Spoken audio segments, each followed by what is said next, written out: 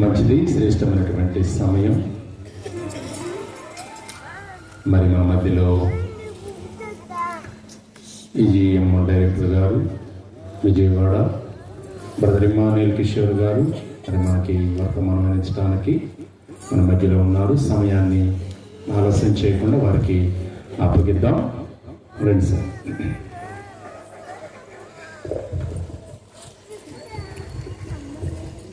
మంచిది, దేవునికి మహిమ కలుగును గాక. హల్లెలూయా, హల్లెలూయా. మంచిది, చాలా సంతోషం ఉంది ఈ సమయంలో, ఈ సాయంకాల సమయంలో, రాత్రికాల సమయంలో మీ మధ్య ఉండటం దేవుడు ఇచ్చిన ఈ గొప్ప ధన్యతను బట్టి ప్రభువుని నేను ఎంతగానో స్తుతిస్తూ ఉన్నాను. ఆ దేవునికి నేను కృతజ్ఞతలు తెలియజేస్తున్నాను. అలాగే నన్ను ప్రేమతో ఆహ్వానించిన రవి గారికి కూడా నా హృదయపూర్వకమైనటువంటి కృతజ్ఞత తెలియజేస్తున్నాను. ఎందుకంటే మాకు ఇప్పటి నుంచో మేము చాలా పరిచయం కలిగినటువంటి వ్యక్తులము, అనేకమైనటువంటి కార్యక్రమాలు మేము చేసినటువంటి వాళ్ళము, సోషల్ యాక్టివిటీస్, అలాగే అనేక దేవుని పరిచర్యలు అనేక చోట్ల మరి పనిచేసినటువంటి వారము. దేవాది దేవుడు ఈ విధంగా మరొకసారి ఈ సంవత్సర కాలంలో ఈ విధంగా కలవడానికి దేవుడు చూపిన మహాకృపకి కూడా నేను వందనాలు తెలియజేస్తున్నాను. అలాగే నాకు అత్యంత ప్రియులు మరి రవి గారు తమ్ముడు, చాలా వందనాలు. నాకు చాలా పరిచయస్తులు. చాలా సంతోషం ఈ రాత్రికాల సమయంలో మీతో ఉండటం అనేది నాకు చాలా సంతోషంగా ఉంది. సంతోషంగా ఉన్న వాళ్ళు దేవుని స్తోత్రం చెప్తామండి. సంతోషం లేని వాళ్ళు కూడా చెప్పండి. సంతోషం లేదా? దేవుని సన్నిధిలో ఉండడం సంతోషం లేదమ్మా. మంచిది.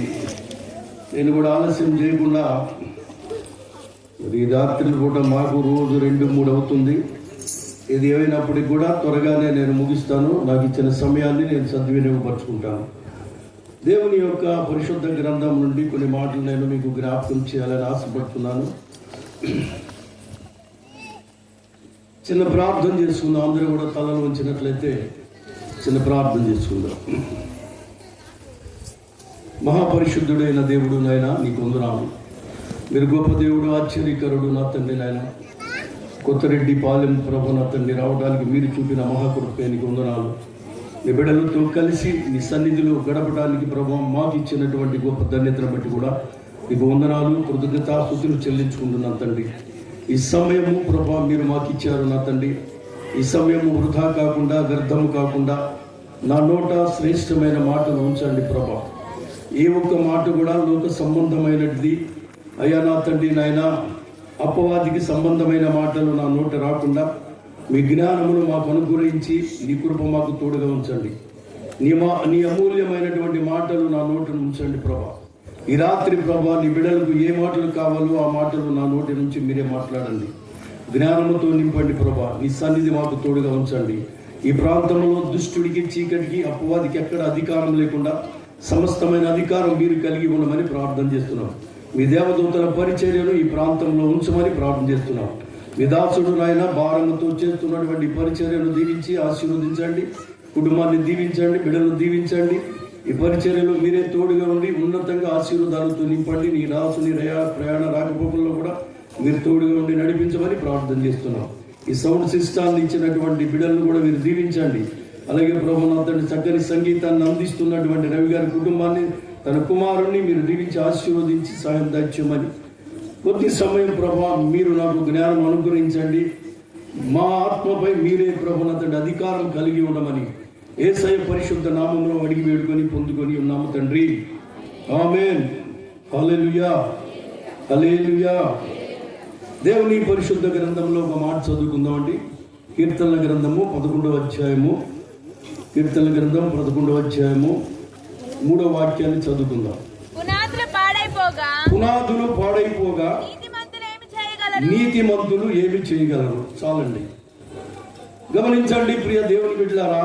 పునాదులు పాడైపోగా నీతిమంతులు ఏమి చేయగలరు? పునాదులు అంటే కుటుంబ వ్యవస్థ, కుటుంబం, భార్య, భర్త, పిల్లలు, తల్లిదండ్రులు. ఈ వ్యవస్థని పాడైపోతే ఎవ్వరు కూడా ఏమి చేయలేరు. అక్కడ అంటున్నాడు కదా, నీతిమంతులేమి చేయగలరు. నీతిమంతులు కూడా ఏమి చేయలేరు. అంటే కుటుంబాన్ని కాయవలసింది, కాపాడవలసింది తల్లిదండ్రులు. కుటుంబ వ్యవస్థను రక్షించవలసింది తల్లిదండ్రులు. తన బిడ్డల యొక్క భవిష్యత్తుని ఏ విధంగా ఉంది, బిడ్డల యొక్క నడక ఏ విధంగా ఉంది అనేది ప్రతి ఒక్కదాన్ని కూడా గమనించవలసింది తల్లిదండ్రులు. ఈ కుటుంబ వ్యవస్థే పాడైపోతే ఎవ్వరు కూడా ఏం చేయలేరు. చాలా మంది చెప్తా ఉంటారు, అనేక ప్రాంతాలకు వెళ్ళినప్పుడు నా కుమారుడు నా మాట వింటలేదు, నా భర్త నా మాట వింటలేదయ్యా అని చెప్తూ ఉంటారు. భార్య భర్త మీద అనేక రకాలైనటువంటి సాక్ష్యాలు చెప్తూ ఉంటారు.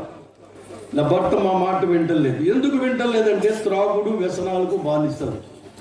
అనేక విధాలైనటువంటి లోక సంబంధమైనటువంటి విషయాల్లో బానిసలైపోయి దేవునికి వ్యతిరేకంగా జీవించిన ప్రతి కుటుంబం కూడా ఆ కుటుంబ వ్యవస్థ పాడైపోతుంది. ఆ కుటుంబంలో ఉన్నటువంటి ప్రతి ఒక్కరు కూడా ఇష్టానుసారంగా జీవిస్తూ ఉంటారు. తన పిల్లలు కూడా తన మాట వినరు. ప్రియ దేవుని బిడ్డలారా, ఇక్కడ దావీదు చెప్తున్నాడు, అనుభవించి చెప్తున్నాడు, ఆయన ఆలోచించి చెప్తున్నాడు. మహా జ్ఞానము కలిగినటువంటి వాడు, తన జీవితంలో అనేకమైనటువంటి ఆటుపోట్లు, పోరాటాలు ఎన్నో ఎదుర్కొన్నటువంటి వ్యక్తి దావీదు. అందుకని తన జీవితంలో జరిగినటువంటి ప్రతి ఒక్క విషయాన్ని కూడా జ్ఞానము కలిగి జ్ఞానముతో నడిచినటువంటి వాడు దావీదు. అలాంటి దావీదు మాట్లాడుతున్నాడు సంఘముతోనూ సమాజంతోనూ నేటి పరిస్థితులను ఆయన అవగాహన చేసుకొని మాట్లాడుతున్నాడు. కుటుంబ వ్యవస్థ పాడైపోయింది. ఇక్కడ పునాదులు అంటే కుటుంబంలో పునాదులు పాడైపోతే, పునాదులు అంటే ఎవరండి? తల్లిదండ్రులు. ఈ తల్లిదండ్రులే దేవునికి వ్యతిరేకంగా జీవిస్తే ఇక కుటుంబము ఏ విధంగా కట్టబడుతుంది, కుటుంబం ఏ విధంగా నిలబడుతుంది, బిడ్డలు ఏ విధంగా అభివృద్ధి చెందుతారు, ఆశీర్వదించబడతారు. నా ప్రియ దేవుని బిడ్డలారా, చాలా జాగ్రత్తగా గమనించండి. ఈ రోజున వ్యవస్థ పూర్తిగా దెబ్బతినిపోయింది. ఎక్కడ చూసినా కూడా బిడ్డలు తల్లిదండ్రుల మీద పిల్లలు కంప్లైంట్ ఇస్తూ ఉంటారు, పిల్లల మీద తల్లిదండ్రులు కంప్లైంట్ ఇస్తూ ఉంటారు. అనేకమైనటువంటి పరిస్థితులు ఈ రోజున సంఘంలో, సమాజంలో మనం చూస్తూ ఉన్నాం. ప్రతి గ్రామంలో, ప్రతి చోట కూడా, ప్రతి కుటుంబంలో కూడా ఇవే పరిస్థితులు ఎదురవుతూ ఉన్నాయి. ఒక చోట ఒక మీటింగ్కి వెళ్తే ప్రార్థన అయిపోయిన తర్వాత ఒక తల్లి తన ఇంటికి తీసుకువెళ్ళి చెప్తా ఉంది, అయ్యా నా కుమారుడు ఇంత పొడుగును చుట్టు పెంచేసి డ్రాయింగ్ల మీద ఒక రూమ్లో ఉన్నాడు. వాడు ఆ రూమ్ అంతా కూడా సినిమా పోస్టర్స్ అంటించున్నాయి. బిడ్డల గురించి ప్రార్థన చేయమన్నది. గమనించండి, తల్లిదండ్రులు కుటుంబంలో ప్రార్థన లేకుండా ఏ సేవకుడు వచ్చి ప్రార్థన చేసినా కూడా ఆ ప్రార్థన దేవుడు ఆలకించాడు. కుటుంబంలో ప్రధానమైనది ఏం కావాలంటే ప్రార్థన ఉండాలి. భార్యాభర్తలు, తల్లిదండ్రులు బిడ్డలు పెట్టుకొని ప్రార్థన చేయాలి. ఈ రోజున ఎలా అయిపోయిందంటే, భర్త ఒక చోట సెల్ ఫోన్ చూస్తూ ఉంటాడు, భార్య టీవీ ముందు కూర్చుంటుంది, బిడ్డలు వారి ఇష్టం వచ్చిన రీతిగా వారు కాలక్షేపం చేస్తూ ఉంటారు. గమనించండి ప్రియ దేవుని బిడ్డలారా, కుటుంబ వ్యవస్థను కాపాడవలసినటువంటి తల్లిదండ్రులు, కుటుంబ వ్యవస్థను బాగు చేయవలసినటువంటి తల్లిదండ్రులు ఈ రోజున పిల్లలు ఎటు వెళ్తున్నారో ఏం చేస్తున్నారో కూడా తెలియట్లేదు. కొలిపర్లో మొన్న ఒక కుర్రాడు 10th పాస్ అయ్యాడు. 10th పాస్ అయినందుకు వాడు అమ్మని అంటున్నాడు కదా, 25,000 రూపాయలు పెట్టి సెల్ ఫోన్ కావాలంట, లోన్లో ఒక బండిని కొనిపెట్టమని. తండ్రి చనిపోయాడు. ఆమె యానిమేటర్ గా నేను పనిచేస్తూ ఉంటుంది. 15,000 రూపాయలు వస్తాయి నాకు. అయ్యా మరి డబ్బులు చాలా కట్టలేవు, నెల కట్టకపోతే బళ్ళు తీసుకెళ్ళిపోతారు, సెల్ ఫోన్ తీసుకెళ్ళిపోతారంటే నువ్వు కొనకపోతే నేను చచ్చిపోతానని చెప్పేసి ఆ కుర్రాడు మరి తల్లికి ఎదురు సమాధానం చెప్తున్నాడు. చూడండి, ఇలాంటి పరిస్థితులన్నీ కుటుంబాల్లో ఎందుకు వస్తున్నాయంటే, ప్రియ దేవుని బిడ్డలారా, కుటుంబంలో ప్రార్థన అనేది లేదు. అంటే దేవుని యందు భయము, భక్తి లేని జీవితాలు కుటుంబాల్లో ఉన్నాయి. కుటుంబాల్లో ఎక్కడ చూసినా కూడా సెల్ ఫోన్లకి, సినిమాలకు, సీరియల్స్ కి అలవాటు పడిపోయారు. ఈ రోజున కుటుంబ వ్యవస్థ పాడైపోవటానికి, బిడ్డలు చెడిపోవటానికి ప్రధాన కారణం ఏంటంటే, కుటుంబంలో ప్రార్థన లేకపోవటమే ప్రధానమైనటువంటి కారణం. కుటుంబంలో ప్రార్థన లేకపోవటమే ప్రధానమైన కారణం. తల్లిదండ్రులు దేవుని యందు భయభక్తులు కలిగి జీవించకపోవటమే ప్రధాన కారణం. ప్రతి ఒక్కరు చెప్తూ ఉంటారు, ఇగో నేను మా కుటుంబం ఆశీర్వదించబడలేకపోతుంది, మా బిడ్డలు చదువుకున్నారు కానీ చదువులో ఉన్నతమైన విద్యను అభ్యసించలేకపోయారు, ఉన్నతమైన విద్యను అభ్యసించారు కానీ ఉద్యోగాలు లేక నిస్సాయ స్థితిలో ఉన్నారయ్యా. అంతేకాదు యవన కాలంలోకి వచ్చారు కానీ వివాహాలు కావటం లేదు. ఎందుకు ఈ పరిస్థితులన్నీ ఎందుకు వస్తున్నాయి అంటే ప్రియ దేవుని బిడ్డలారా, తల్లిదండ్రులు సరిగా లేకపోవటమే ప్రధాన కారణం అనేది ఇక్కడ దావీదు యొక్క ప్రధానమైనటువంటి సందేశం. దావీదు అదే జ్ఞానంతో మాట్లాడుతున్నాడు. తన యొక్క బిడ్డలను దావీదు ఏ విధంగా పెంచాడంటే చాలా భయభక్తులు కలిగిన బిడ్డలుగా పెంచాడు. ఎక్కడ కూడా వాళ్ళు తొలగిపోకుండా జ్ఞానంతో పెంచాడు, జ్ఞానయుక్తంతో పెంచాడు. కనుక ప్రతి ఒక్కరి కుటుంబాలు పాడైపోవటానికి, బిడ్డలు చెడిపోవటానికి, అక్రమమైన మార్గంలో నడవటానికి ప్రధాన కారణం ఏంటంటే కుటుంబ వ్యవస్థ పాడైపోయింది, పునాదులు చెడిపోయింది. పునాదులు పాడైపోయింది. ఎందుకు పాడైపోయింది అంటే కుటుంబంలో ప్రార్థన లేక. నేను ఈ మధ్య కాలంలో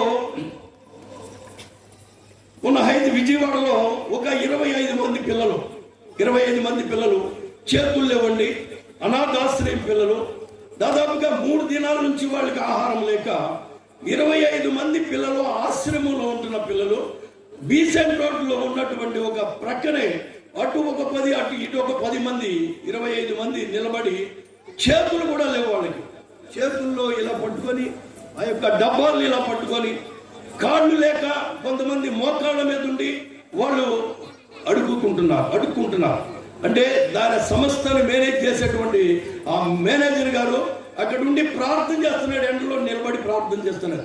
ఈ పసిపిల్లలకు సహాయం చేయండి, గత 3 దినాలుగా వీరికి ఆహారం లేక వల్లాడిపోతున్నారు, వీరికి సహాయం చేయండి అని చెప్పేసి డబ్బాల మీద రాసి అందరికి ఇచ్చారు.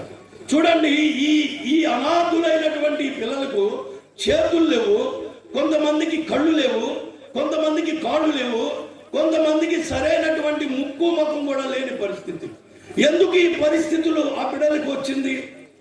వారి తల్లిదండ్రులు ఏమయ్యారు అని ఆలోచన చేయండి ప్రియ దేవుని బిడ్డలారా. వారి తల్లిదండ్రులు చేసిన పొరపాట్ల వల్ల, వారి తల్లిదండ్రులు చేసినటువంటి అనేక దుర్మార్గమైనటువంటి అలవాట్ల వల్ల ఆ బిడ్డలు ఆ స్థితిలోకి వచ్చారు. ఆ బిడ్డలు రోడ్ల మీద అడుక్కునే పరిస్థితి వచ్చింది. తినడానికి లేక గత 3 దినాలుగా ఆహారం లేక ఇబ్బంది పడుతున్నారు, సహాయం చేయండి అని వాళ్ళు అడుగుతున్నారు. అన్నా ప్లీజ్ హెల్ప్ మీ అన్నా, ప్లీజ్ హెల్ప్ మీ అన్నా అని అడుగుతున్నారు. చూడండి ప్రియ దేవుని బిడ్డలారా, ఈ పరిస్థితి ఆ బిడ్డలకి ఎందుకు వచ్చిందంటే తల్లిదండ్రులు చేసిన పొరపాట్ల వల్లే ఆ బిడ్డలకు ఆ స్థితి వచ్చింది. ఎందుకంటే తల్లిదండ్రులు ఇష్టానుసారంగా జీవిస్తూ ఉన్నారు. ఈ మధ్య కాలంలో హైదరాబాద్ వెళ్తే ఒక సహోదరి ఆటో తోలుతా ఉంది, బ్రతిమలాడుతుంది. స్టేషన్ దిగి నేను బయటకు వచ్చాను, అన్నా దగ్గరైనా సరే నీ ఇష్టం వచ్చినంత ఇవ్వన్నా, మిమ్మల్ని ఎక్కడ దింపమంటే అక్కడ మీ ఇష్టం వచ్చినంత ఇవ్వండి, నేను బేరమాను అని చెప్పేసి ఆమె రిక్వెస్ట్ చేసి బ్రతిమలాడుతుంది. ఏమా నువ్వు తోలుతున్నావేంటి ఆటో, మీ ఇంట్లో ఎవరు పురుషులు లేరా అంటే, నా తండ్రి ఈ ఆటో తోలి తాగి చచ్చిపోయాడు, నా తల్లి బ్లడ్ క్యాన్సర్తో మనసు మీద ఉంది, నాకు ఒక తమ్ముడు ఉన్నాడు, ఒక చెల్లి ఉంది, వాళ్ళని నేను చదివించుకోవాలి, నేను బీటెక్ 5 ఇయర్స్ చదువుతున్నాను, ఈ ఆటోలో సంపాదించిన డబ్బులతో నా తల్లికి మెడిసిన్స్ కొనాలి, నా 2 పిల్లలకు ఫీజులు కట్టుకోవాలి, నా అక్క చెల్లెళ్ళకి తమ్ముడికి ఫీజు కట్టాలి, నేను చదువుకోవాలి. 10 గంటల వరకు ఈ ఆటో తోలుతాను, 10 గంటల తర్వాత కాలేజీ దగ్గర పెట్టుకొని నేను కాలేజీకి వెళ్తాను.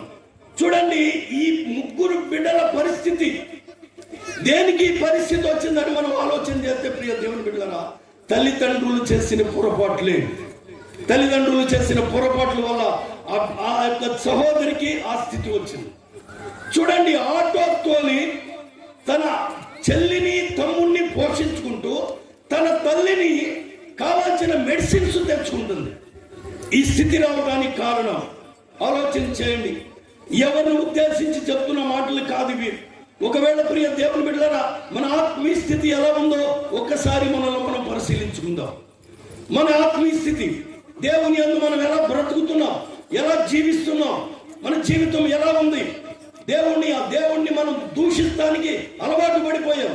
చాలా మంది చెప్తా ఉంటారు, ఆదివారం మందిరానికి వెళ్తున్నాను, ఉపవాస ప్రార్థనకి వెళ్తున్నాను, దశంభాగాలు ఇస్తున్నాను, కానుకలు వేస్తున్నాను, అన్ని కూడా ఇస్తున్నానయ్యా. మా ఆశీర్వాదాలు ఏమి రావటం లేదు. దేవుని ఆశీర్వాదాలు మా మీదకి రావటం లేదు. మా కుటుంబం దీవించబడలేకపోతుంది. ఎక్కడేసిన గొంగళి ఎక్కడే ఉంది. నా బిడ్డలు చదువుకున్నారు కానీ ప్రయోజకులు కాలేకపోతున్నారు. ఉద్యోగాలు లేవు, నిరుద్యోగ సమస్యలతో బాధపడుతున్నారు.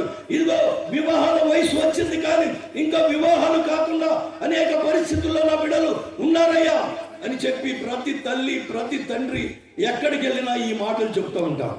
అంటే ప్రియ దేవుని బిడ్డలారా, దేవుడు చెప్పిన మాట, దేవుడు ప్రభు ఏమంటున్నాడంటే దేవుని మాటను జాగ్రత్తగా వినాలంట. దేవుని వాక్యాన్ని జాగ్రత్తగా వినాలి. ఎవరైతే దేవుని వాక్యాన్ని నిర్లక్ష్యం చేస్తారో, ఎవరైతే నా మాటను తృణీకరిస్తారో, ఎవరైతే నా ఆజ్ఞలను అతిక్రమిస్తారో దేవుని ఆశీర్వాదాలు. ఆజ్ఞ అతిక్రమించినందుకే ఆదాము అవ్వలు ఏం చేశారు? ఆయన స్వహస్తాలతో నిర్మాణం చేసినటువంటి ఆదాము అవ్వలను ఏదేను తోటల నుంచి ఆయన ధిక్కరించినందుకు బయటికి పంపించేశాడు. ఆదాము అవ్వలనే బయటికి పంపిస్తే మరి మనం ఎంతండి? మన విశ్వాస జీవితాన్ని ఒకసారి పరీక్షించుకోండి. ఈరోజు తల్లిదండ్రులు చేసిన పొరపాట్లు బిడ్డల మీదకి శాపంగా వస్తుంది. ఈ 25 మంది పిల్లలు బీసెంట్ రోడ్ లో అడుక్కునే పరిస్థితి వచ్చింది. ఇదిగో ఈ సహోదరి ఉదయం కాలము, సాయంకాలము, రాత్రి 10 గంటల వరకు ఆటో తోలుతూ కుటుంబాన్ని పోషించుకునే పరిస్థితి వచ్చింది. నిన్న బాపట్లో వెళ్తే బాపట్లో ఒక చిన్న పిల్లలు ఇద్దరు వచ్చి అడుక్కుంటున్నారు. బస్సు దిగంగానే అన్న ప్లీజ్ సహాయం చేయండి అన్న, సహాయం చేయండి అన్నాను. వాళ్ళ అమ్మ ఒక చిన్న పిల్లని పట్టుకొని అక్కడ ఒక మెట్లు ఉంటే మెట్లు కింద కూర్చొని ఉందండి. అరే ఏంట్రా అడుక్కుంటున్నారు, మీరు చదువుకోవచ్చు కదా అంటే మా నాన్న లేడండి అంటున్నాడు. నేను వాళ్ళ తల్లి దగ్గరికి వెళ్ళాను. మీ అమ్మ ఎక్కడ ఉందంటే అక్కడ కూర్చొని ఉందండి. వాళ్ళిద్దరు పిల్లల్ని తీసుకొని అక్కడికి వెళ్ళాను. నేను అక్కడికి వెళ్తే తల్లి చెప్తున్న మాట ఏంటంటే రిక్షా తొక్కుతాడు. రిక్షా తొక్కుతుంటే ఒక అమ్మాయి పరిచయం అయింది. ఆ అమ్మాయి తీసుకొని ఎక్కడికో వెళ్ళిపోయాడయ్యా. గత 10 రోజులుగా మాకు ఆహారం లేదు, నేను ఏం చేయాలో అర్థం కాలేదు. చిన్నపిల్ల పాలు తాగే పిల్ల ఒళ్ళో ఉంది. ఇద్దరు చిన్నపిల్లలను పట్టుకొని ఆమె బస్ స్టాండ్ లో అడుక్కునేటువంటి పరిస్థితి వచ్చింది. గమనించండి ప్రియ దేవుని బిడ్డలారా, ఈ పరిస్థితికి కారణం ఎవరు? దేవుడా? మనం చేసే పొరపాట్లు, మనం చేస్తున్నటువంటి గ్రహపాట్లు, మనం నడుస్తున్నటువంటి నడక, మన ఆలోచన, మన తలంపులన్నీ దేవునికి వ్యతిరేకంగా ఉంటే దేవుడు దీవెనలు మాకు రాలేదు, దేవుని ఆశీర్వాదాలు మాకు రాలేదు. తల్లిదండ్రులు చేసిన పొరపాట్ల వల్లే బిడ్డలు శాపగ్రస్తమైన జీవితాన్ని జీవిస్తూ ఉన్నారు. తల్లిదండ్రులు చేసినటువంటి ఈ పొరపాట్ల వల్లే బిడ్డలు భయంకరమైన జీవితాన్ని జీవిస్తూ ఉన్నారు. ప్రియ దేవుని బిడ్డ గమనించండి. కుటుంబంలో ప్రార్థన లేకపోతే, కుటుంబంలో వాక్యం లేకపోతే కుటుంబాలు విచ్ఛిన్నమైపోతున్నాయి, పాడైపోతున్నాయి. ఎవరిష్టం వచ్చినట్టు వాళ్ళు జీవిస్తూ ఉన్నారు, ఎవరిష్టమో మార్గంలో వాళ్ళు నడుస్తూ ఉన్నారు. అంటూ ఉంటారు. ఒక ఇద్దరు చిన్నపిల్లలు అన్నారు, అన్నా మా నాన్నను చూసి మాకు సిగ్గేస్తుందన్నా అన్నారు. ఏమ్మా ఎందుకనంటే ఎప్పుడు వస్తాడో, ఎక్కడ తాగుతాడో, ఎక్కడ పడిపోతాడో ఎవరికి తెలియదు. వీళ్ళు కొట్టు దగ్గరికి వెళితే అంటున్నారంట, అరే ఆ యేసురత్నం గారి కూతురు రాయిది, ఇంత అందగత్తి పుట్టింది వాడికి అని చెబుతున్నారంట. వాళ్ళందరూ ఆ విధంగా మాట్లాడుతుంటే మాకు చాలా భయం వేస్తుంది, బాధేస్తుంది అన్న. మా అమ్మ మా నాన్న మారేటట్టు ప్రార్థన చేయండి. మీ అమ్మగారు ఏం చేస్తారు? ఆమె డోక్రా మహిళల్లో సభ్యురాలు. ఉదయం వెళ్ళిపోద్ది, అన్నం వండి అక్కడ పెట్టేసి వెళ్ళిపోద్ది. ఎక్కడికి వెళ్ళిందో తెలియదు.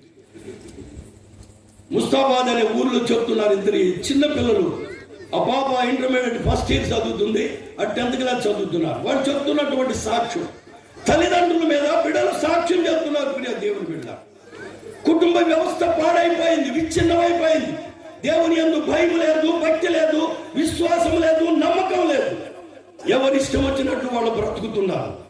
తల్లిదండ్రులే ఆ విధంగా బ్రతికితే బిడ్డల పరిస్థితి ఏంటి? ఒకసారి ఆలోచించే. బిడ్డల పరిస్థితి ఏంటి? నా బిడ్డలు ఆశీర్వదించబడలేదు, నా కుటుంబం దీవించబడలేదు. ప్రార్థన ఏది నీ కుటుంబంలో?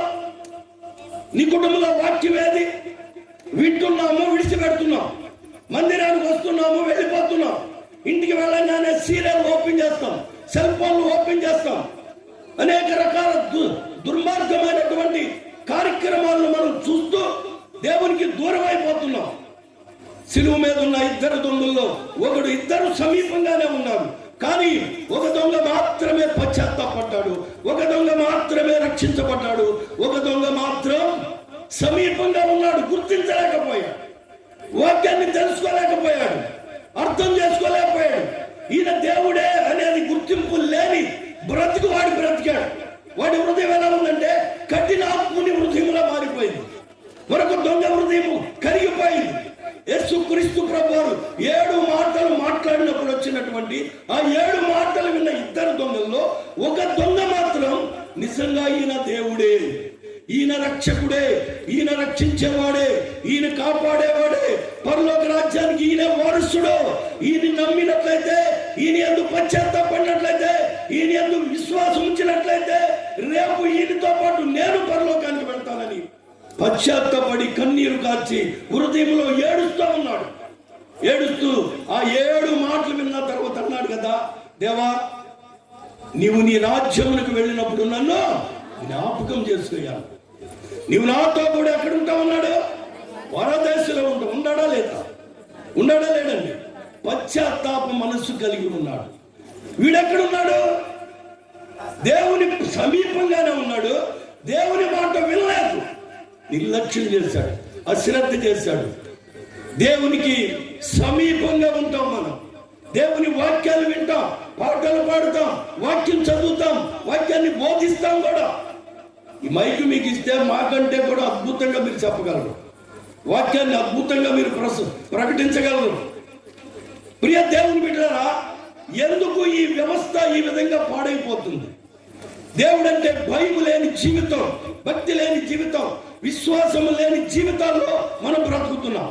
అందుకే మన కుటుంబంలో ఆశీర్వాదాలు రాలేకపోతున్నాయి, అందుకే కుటుంబం ఆశీర్వదించబడలేకపోతుంది. చూడండి ఒక మాట దేవుని పరిశుద్ధ గ్రంథంలో, ఏ గ్రంథం చూద్దామండి ఒక మాట, ఏ గ్రంథం 1వ అధ్యాయము, అక్కడ కొన్ని వచనాలు మనం చూద్దాం. ఏ గ్రంథం 1వ అధ్యాయంలో కొన్ని వచనాలు మనం చూద్దాం, గమనించండి. చదవండి. ఊజు దేశమందు ఏబు అను ఒక మనుషుడు ఉండెను, అతడు యథార్థవంతుడును న్యాయవంతుడునై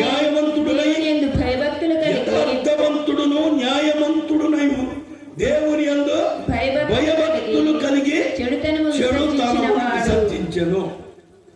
గమనించండి, దేవుని యందు యథార్థవంతుడును న్యాయవంతుడు, దేవుని యందు భయభక్తులు కలిగి చెడుతనమును విసర్జించాడు. చెడుతనమును విసర్జించాడు. ఇక్కడ ఏమంటున్నాడు? అతనికి 7 కుమారులు 3 కుమార్తెలను కలిగింది.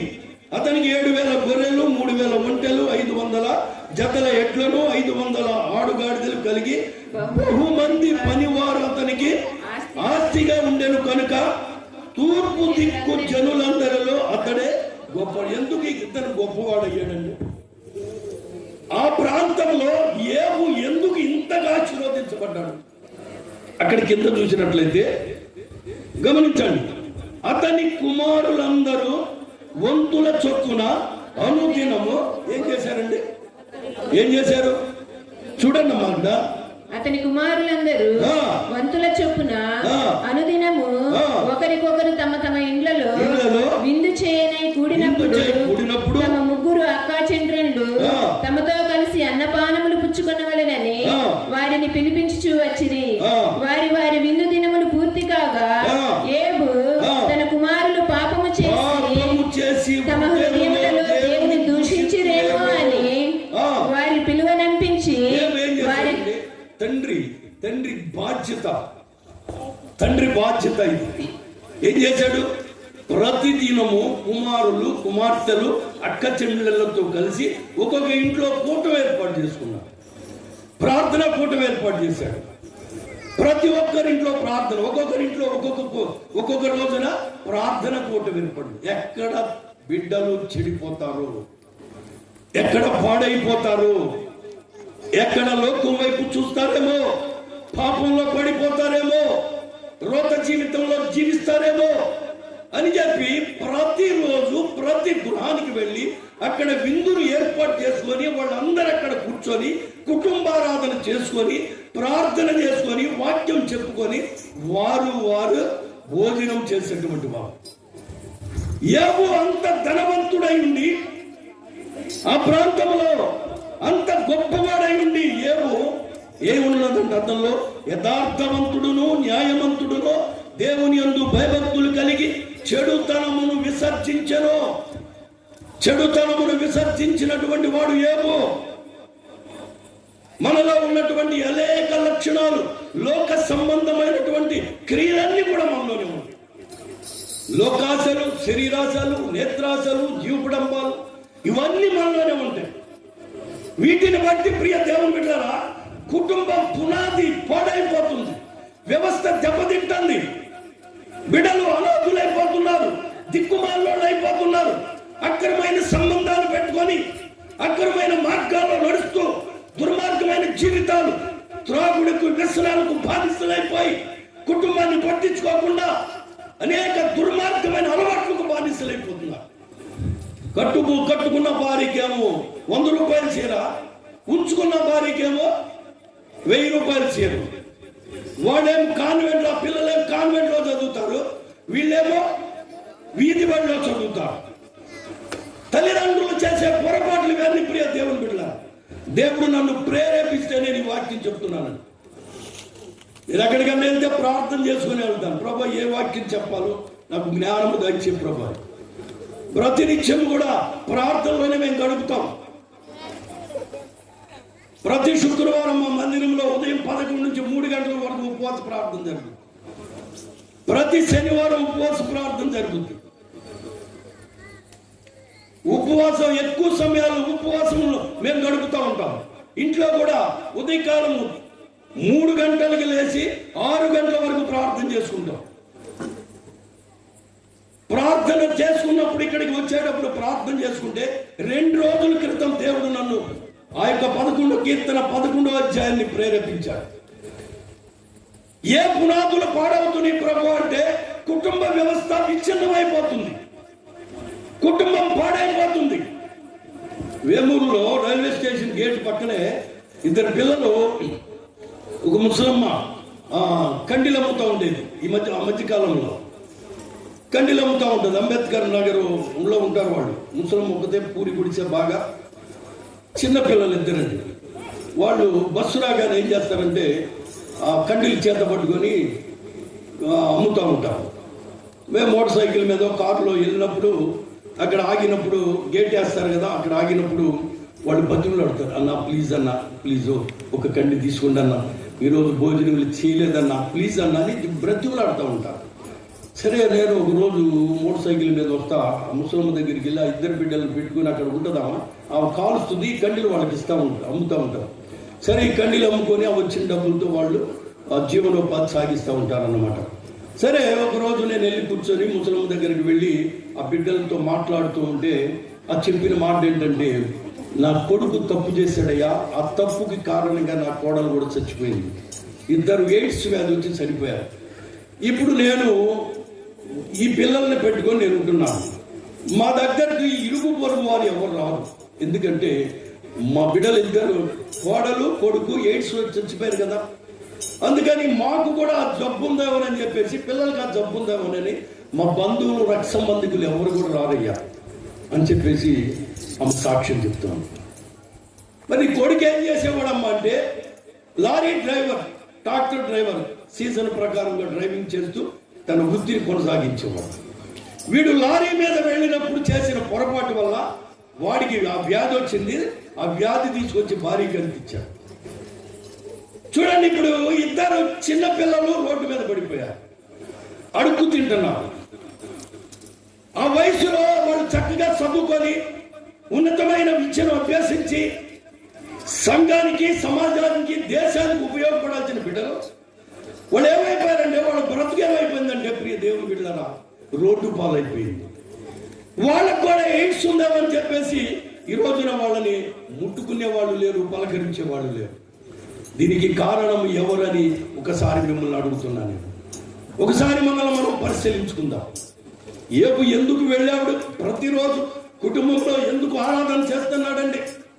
ప్రతిరోజు యోబు వారి కుటుంబంలో కుమారుల కుటుంబంలో, కుమార్తెల కుటుంబాల్లో అక్క చెల్లెలను పిలిపించుకొని ఎందుకు ప్రార్థన చేస్తున్నారో తెలుసా? ఇక్కడ ఏమన్నారు తెలుసా? వారి బిడ్డలు ఎక్కడైనా పాపము చేసి తమ హృదయములలో దేవుని దూషింతురేమో అని వారిని పిలువనంపించి వారిని పవిత్రపరిచి అరుణోదయమున లేచి వారిలో ఒక్కొక్కరి నిమిత్తమో ప్రార్థన చేశాడు. దహన బలి ఏంటంటే ప్రార్థన. తనను తాను బలిగా అర్పించుకున్నాడు యోబు. తన జీవితాన్ని కుటుంబం కొరకు ఖర్చు చేశాడు. ఇంత ధనం ఉందలే, ఇంత భోగాన్ని అనుభవిస్తున్నాను, ఈ ప్రాంతంలో నాకంటే ధనవంతుడు ఎవరు లేరు కదా, ఇచ్చలవిడిగా నేను తినవచ్చు, తాగొచ్చు అనుకున్నాడు. అనుకోలేదు ప్రియ దేవుని బిడ్డలారా, ఏ బలం అనుకోలేదు.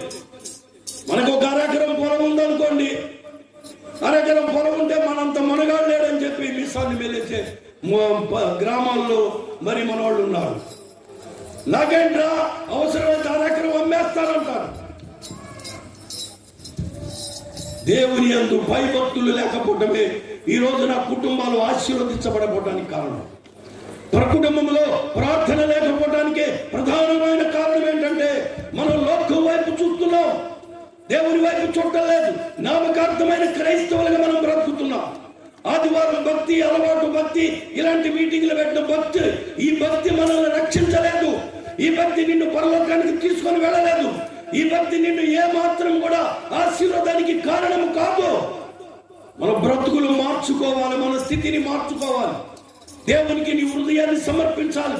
ఇక్కడ ఏమంటున్నాడుగా, యోబు యథార్థవంతుడు, న్యాయవంతుడు, దేవుని యందు భయభక్తులు కలిగి చెడుతనమును ఏం చేశాడంట?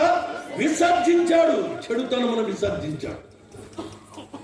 ఎన్ని కుటుంబాలు ఉన్నాయంటే దేవుని యందు భయభక్తులు కలిగిన కుటుంబాలు.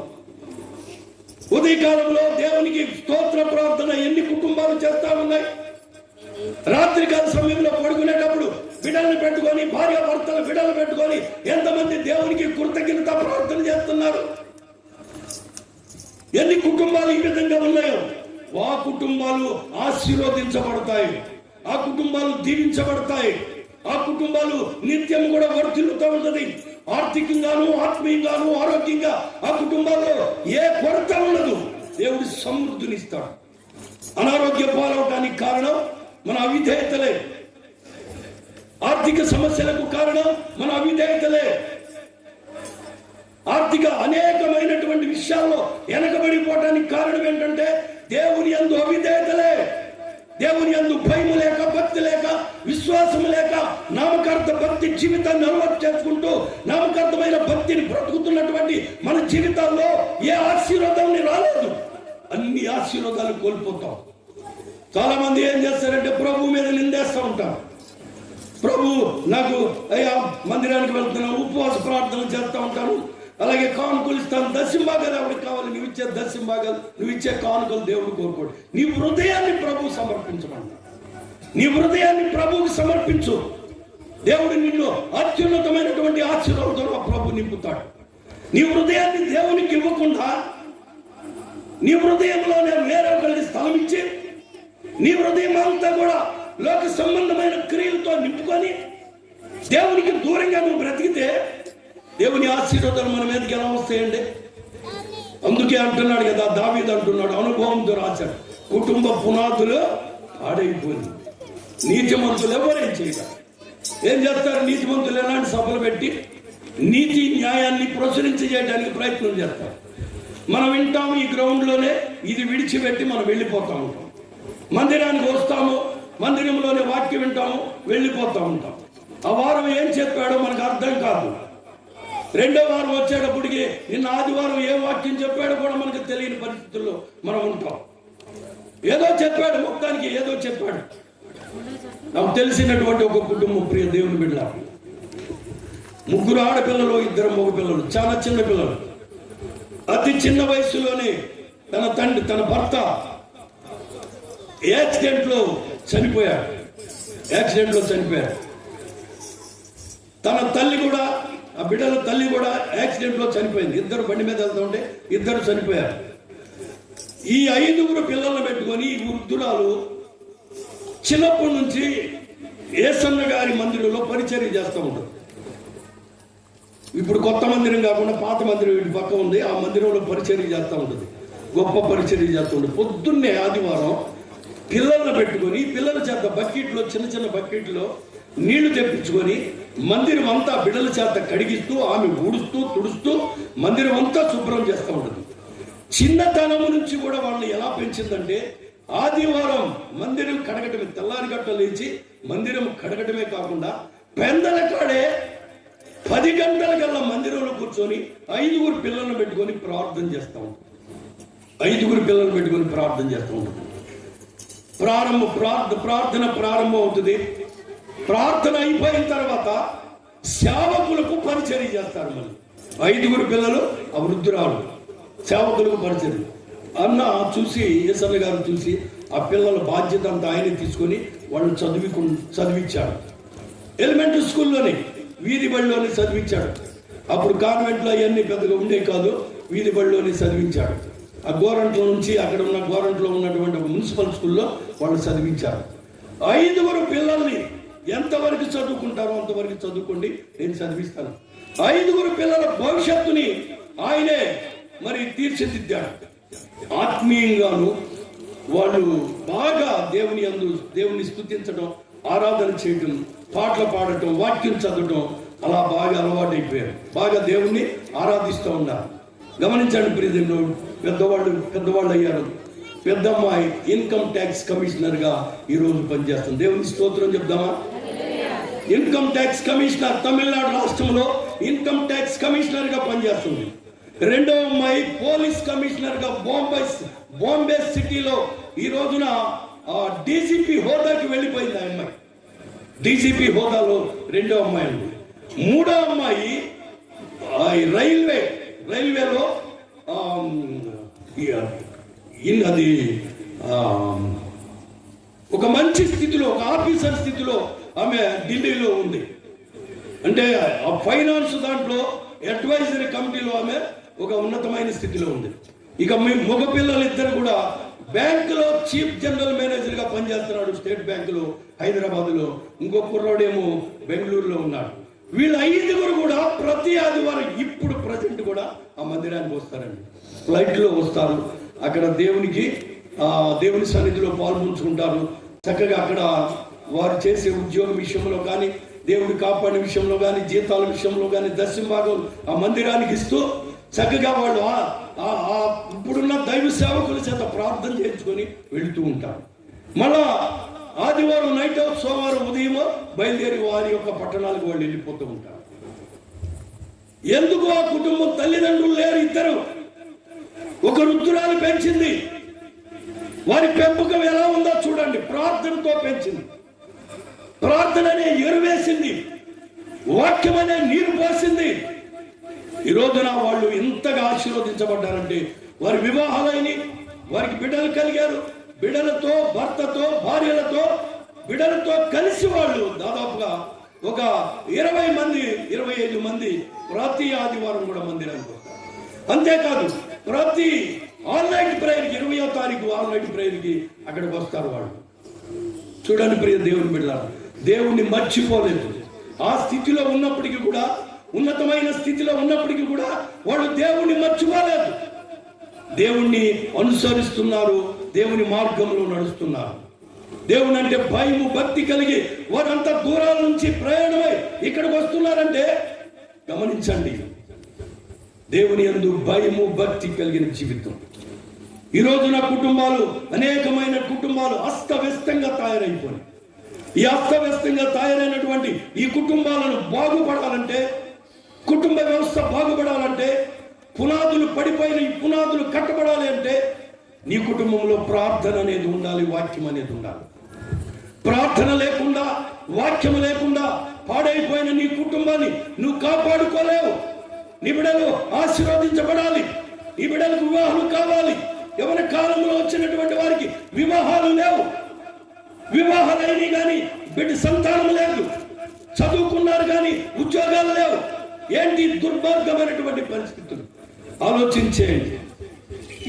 ఎందుకు ప్రతిదినము ఒక్కొక్కరి గృహానికి వెళ్ళి వాడేమంటున్నాడు తెలుసా? ఏ వంతుల ప్రకారం వారి గృహాలలో ఏబు వెళ్ళి తండ్రిగా తన బాధ్యతను నిర్వర్తిస్తున్నాడు. తల్లిదండ్రులుగా మనం బిడ్డల పక్షంగా మనం ఎలా ఉన్నాం? తల్లిదండ్రులుగా మనం బిడ్డల పక్షంగా మనం ఏం చేస్తున్నాం? కుమారులు చదువుకోవడానికి కాలేజీలకు వెళితే వాళ్ళు సకాలంలో వస్తున్నారా? వారు ఎవరితో స్నేహం చేస్తున్నారు, ఎవరితో తిరుగుతున్నారు అనేది మనం గమనించాల్సినటువంటి పరిస్థితులు ఉన్నాయి. లోకం చూస్తే భయంకరమైనటువంటి పరిస్థితుల్లో ఉంది. పాడైపోయింది సమాజము, సంఘము పాడైపోయింది. విచ్చలవిడి జీవితాలకు అలవాటు పడిపోయారు. ఏ కుటుంబంలో సమాధానం లేదు, ఏ కుటుంబంలో ప్రేమ లేదు, ఆప్యాయత లేదు, అనురాగాలు లేవు. ఎవరు ఇష్టం వచ్చినట్లు వాళ్ళు జీవిస్తూ ఉన్నారు. 10th పాస్ అవగానే సెల్ ఫోన్, ఇంటర్ పాస్ అవగానే మోటార్ సైకిల్, వీటిని ఇచ్చి బిడ్డల్ని తల్లిదండ్రులే చెడగొడుతున్నారు. ప్రియ దేవుని బిడ్డలారా, దేవుని సంగమం, ఆలోచించండి. ఈ రోజున మన కుటుంబం ఏ పరిస్థితుల్లో ఉందో ఒకసారి ఆలోచించండి. ఎలాంటి పరిస్థితుల్లో మన కుటుంబం ఉంది? నీ కుటుంబంలో ప్రార్థన లేకపోతే ఇలాంటి పరిస్థితులన్నీ కూడా మన కుటుంబాల్లో ఉంటాయి. సమస్యలు ఉంటాయి, ఇబ్బందులు ఉంటాయి, అవమానాలు జరుగుతాయి, ఆర్థిక పరిస్థితులు, అనారోగ్య పరిస్థితులు, భయంకరమైనటువంటి వ్యాధి. ఒకసారి నర్సాపురం మీటింగ్కి వెళ్తే అక్కడ ఒక ఆమె ఆదికాండం నుంచి ప్రకటన గ్రంథం వరకు వాక్యం చెప్పేసిందండి. వాక్యం చెప్పేసింది, నిలబెట్టి వాక్యం చెప్పింది. మొత్తం 10 నిమిషాల్లో వాక్యం చెప్పేసింది. పెద్ద వయసుకి వెళ్ళినటువంటి ఆమె, దాదాపు 70 సంవత్సరాలు ఉంటాయి. మేము మీటింగ్ అయిపోయి వాళ్ళ ఇంటి మీదగానే పాస్టర్ గారి ఇంటికి వెళ్తున్నాం భోజనానికి. వెళ్తా ఉంటే రోడ్డు మీద పక్కనే పెద్ద చుట్ట ముట్టించి ఏం చేస్తుందంటే చుట్టలో అవుతాం, పొగ వస్తుంది, గప్పున పొగ, చుట్ట వాసన వస్తుంది. ఎక్కడ వాసన వస్తుంది అయ్యారంటే, ఇందాక నీకు వాక్యం చెప్పింది కదా, ఆమె దగ్గర నుంచేనండి. ఆమె ఆ కాలుతుంది చూడు, ఆమె. చూడండి ప్రియ దేవుడు, మేము అక్కడికి వెళ్ళంగానే ఏం చేసి చుట్ట వెనక దాల్సింది, వాసన ఎక్కడ పోతుంది? ఏమైనా ప్రయోజనం ఏముంది? ఆదికాండం నుంచి ప్రకటన గ్రంథం వరకు వాక్యాలు బ్రహ్మాండంగా చెప్పింది. నేను అడిగాను, మారు మనసు బాప్తిసం పొందేమమ్మా అంటే, నాకు ఇక్కడున్న ఏ సంఘం నచ్చలేదయ్యా. ఇప్పటికంట 8 సంఘాల్లోకి వెళ్ళి 8 చోట్ల బాప్తిసం తీసుకున్నాను. ఇప్పుడు 9వ సంఘానికి వెళ్తున్నాం. మరి ఇప్పుడు ఏ సంఘానికి వెళ్తుందో తెలియదు నాకు. ఇప్పుడు ఏ సంఘానికి వెళ్తుందో అంటే పాస్టర్ గారు నచ్చలేదనో, లేకపోతే వాక్యం కొంచెం వ్యతిరేకంగా వచ్చిందనో ఏం చేస్తామంటే, ఈ సంఘం కాకపోతే ఇంకొక సంఘం, ఆ పాస్టర్ గారు ఆమెనే ఎక్కువ ప్రేమిస్తాడు, వాళ్ళ ఇంటికి ఎక్కువ వెళ్తా ఉంటాడండి అని చెప్పేసి లేనిపోని మాటలు మాట్లాడుతూ, ఈయన కాకపోతే ఇంక ఊళ్ళో సంఘాలు లేవా, ఇంకో సంఘానికి వెళ్తాం అని సంఘాలు మారే పెద్దమ్మలు ఉన్నారు. పెళ్ళిళ్ళలో పేరంటాలు పాటలు పాడేవాళ్ళు ఉన్నారు. వాళ్ళు సంఘంలో పెద్ద మనుషులు, వాళ్ళు పెద్దమ్మలు, సంఘంలో పెద్దలు, పెద్ద మనుషులు. పెళ్ళిళ్ళలో పేరంటాలు పాటలు పాడుతూ ఉంటారు. ఇవన్నీ కూడా కుటుంబాల్లో ఆశీర్వాదం కాదు ప్రియ దేవుని బిడ్డ. ఈరోజు మనం ఎవరి వైపు చూస్తున్నామో ఒకసారి ఆలోచించే. పునాదులు కలిగిన ఆ మహాపట్టణం అయినట్టు ఆ పరలోక రాజ్యంలో యేసు క్రీస్తు ప్రభువారు 2025 సంవత్సరాల క్రితం నీ కొరకు, నా కొరకు తన ప్రాణాన్ని ఈ లోకంలో పెట్టాడు. మన జీవితాలను బాగు చేయటం కొరకు, మన బ్రతుకుల్ని సరిచేయటం కొరకు. ఆయన లోకాన్ని చూసినప్పుడు లోకమంతా పాడైపోయింది, లోకమంతా పాడైపోయింది. ఈరోజు ఎలా ఉందంటే, నోవాహు కాలంలో జరిగిన సంఘటనలే ఈ రోజు కూడా జరుగుతూ ఉన్నాయి. రాకడ సమీపంగా ఉందని మనం గుర్తించలేక, దేవునికి దగ్గర అవ్వలేక, దేవునికి దూరంగానే బ్రతుకుతున్నాం. అంటే భయము లేని జీవితాలు, భక్తి లేని జీవితాలు. బైబిల్లో ఏముందో తెలుసా? దేవుని మాటను వినాలి, దేవుణ్ణి గౌరవించాలి, సేవకుని మాట వినాలి, సేవకుని మాట వినాలి. సేవకుడు బైబిల్లో చెప్పిన వాక్యాన్ని ఖచ్చితంగా వినాలి. వాక్యానుసారమైన జీవితం లేకపోతే మన బ్రతుకులు ఎండిపోయిన ఎడారిలాగా ఉంటుంది. చిమ్మ చీకట్లో కొట్టుమిట్టాడిన పరిస్థితులు ఉంటాయి మన జీవితాలు. ఈ ఎండాకాలం ఇంట్లో కరెంట్ పోతే ఎలా మన బ్రతుకులు ఉంటాయో, మన బ్రతుకులు దేవుడు లేని నీ జీవితం కూడా అంతే. క్రీస్తు నీ కొరకు చనిపోయాడని నువ్వు గుర్తించకపోతే, 2025 సంవత్సరాల క్రితం ఆయన సిలువలో బలియాగమయ్యాడు నా కొరకని నువ్వు గుర్తించకపోతే, నా ప్రియ దేవుని బిడ్డలారా, దేవుని దగ్గరకు నువ్వు చేరలేవు, దేవునితో కలిసి నువ్వు జీవించలేవు. దేవుని వాక్యం నీ గుండెల్లోకి రాదు. నీ గుండెల్లో వాక్యం లేకపోతే లోకం ఉంటది. ఈ లోకంలో ఉన్న నీవు రేపు పరలోక రాజ్యానికి చేరలేవని ఖచ్చితంగా దేవుని వాక్యం సెలవిస్తా ఉంది. ఈ రోజున చూస్తే భయంకరమైన దుర్దినాల్లో మనం జీవిస్తున్నాం. రాజ్యాల మీదకి రాజ్యాలు, రాష్ట్రాల మీదకి రాష్ట్రాలు, దేశాల మీదకి దేశాలు చూస్తుంటే మనకి గమనించినట్లయితే ఈ పరిస్థితులు మనకి భయాన్ని కలిగించట్లేదా? నోవహు కాలంలో ఏ విధంగా జరిగిందో మనుష్య కుమారుని రాకడలో కూడా అదే విధంగా జరుగుతుందని వాక్యం సెలవిస్తా ఉంది. ఇవన్నీ తెలిసి కూడా మనం దేవునికి దూరంగా బ్రతుకుతున్నాం. ప్రియ దేవుని బిడ్డలారా, కుటుంబాల్లో కుటుంబ వ్యవస్థ పాడైపోతుంది. బిడ్డలు నాశనం అయిపోతున్నారు. వారి జీవితాలు నాశనం అయిపోతున్నాయి. బిడ్డల జీవితాల్లో వెలుగు లేక వారు భయంకరమైన పరిస్థితుల్లో ఉంటున్నారు. చాలా మంది వాళ్ళు వస్తూ ఉంటారు, ఎంటెక్ చదివి బీటెక్ చదివినటువంటి వాళ్ళు, అన్నా ఏమైనా ఉద్యోగాలు ఉండేది చూడండి అన్న, కొంచెం హెల్ప్ చేయండి అన్న అంటూ ఉంటావు. నువ్వు చదివిన చదువుకి, నీకున్న జ్ఞానానికి, నీకున్నటువంటి దేవుని భయం లేకపోవడమే ఇదంత కారణం. దేవుని యందు భయభక్తులు లేకపోవడమే, దేవుని విస్మరించడమే. లోకం వైపు చూస్తున్నావు, లోకంలో ఉన్నటువంటి ఆశల వైపు చూస్తున్నావు. అందుకే యవనస్తులు కూడా ఏమైపోతున్నారంటే అనేక మంది అనేక దురలవాట్లకు బానిసలైపోతున్నారు. చిన్న కుర్రాడు తెనాలి బస్ స్టాండ్లో వాడు చేతిలో అదే వేసుకున్నాడు, అని ఇట్లా ఇట్లా కొట్టాడు, దాన్ని తీసి పక్కన పెడుతున్నాడు. అరే వయసు ఎంతరా నీకంటే, నువ్వేమో డబ్బులు ఇచ్చావు నాకు అంటున్నాడు. నా డబ్బులతో నేను కొనుక్కున్నాను, నీకేంటి అన్నారు. ఒక 4-5 కాలేజీ పిల్లలు, ఆడపిల్లలు కూర్చున్నారు. ఆడపిల్లల దగ్గర మోపిల్లలు కూర్చున్నారు. వీళ్ళు సిగరెట్ తాగుతున్నారు. వీడి నోట్లో సిగరెట్ వాడు, వాడిని తాగిన సిగరెట్ వాడు, 4 నోట్లోకి మారింది ఆ సిగరెట్. ప్రియ దేవుని బిడ్డలారా గమనించండి. ఒక వ్యక్తి ముఖం కడుక్కుంటుంటే ఏముంది తెలుసా, పేస్ట్ టూత్ అది ఇటు వచ్చేసింది, బయటకు వచ్చేసింది. వాడు అప్పుడు దాకా భార్య మాట వినలేదు. భార్య మంచి విశ్వాసురాలు, మంచి ప్రార్థన పరురాలు, ప్రార్థనకు వస్తుంది, చక్కగా ప్రార్థన చేస్తుంది, భర్త కొరకు బిడ్డల కొరకు ప్రార్థన చేస్తూ ఉంటుంది. బిడ్డలను ఎమ్మడే పెట్టుకొని దేవుని సన్నిధికి వస్తుంది. ఎంతమంది దేవుని సన్నిధికి బిడ్డలను ఎంట పెట్టుకుని వస్తున్నారండి? సండే స్కూల్కి ఎంతమంది పిల్లలను పంపిస్తున్నారు? ఈ పిల్లలు క్రమం తప్పకుండా దేవుని సన్నిధికి వస్తే, సండే స్కూల్కి వస్తే వాళ్ళు పెరిగే కొందరు ఏమవుతారంటే దేవుని మార్గంలో నడుస్తారు. తప్పు చేయాలంటే భయపడతారు, పాపం చేయాలంటే భయపడతారు, త్రాగాలంటే భయపడతారు, సిగరెట్లు ముట్టుకోవాలంటే భయపడతారు. సండే స్కూల్ నుంచి నువ్వు బిడ్డల్ని పెంచకుండా, సండే స్కూల్కు పంపించకుండా, కొంతమంది అంటారు సండే స్కూల్ టైం అయిందిగా పంపించండి అంటే, రాత్రి లేట్గా పడుకున్నారు, పడుకొని పిల్లలు పడుకొని అన్నారు. గమనించండి ప్రియ దేవుని బిడ్డలారా, నీ కుటుంబంలో ప్రార్థన ఆత్మీయ స్థితి ఎలా ఉందో ఒకసారి నువ్వు పరిశీలించు.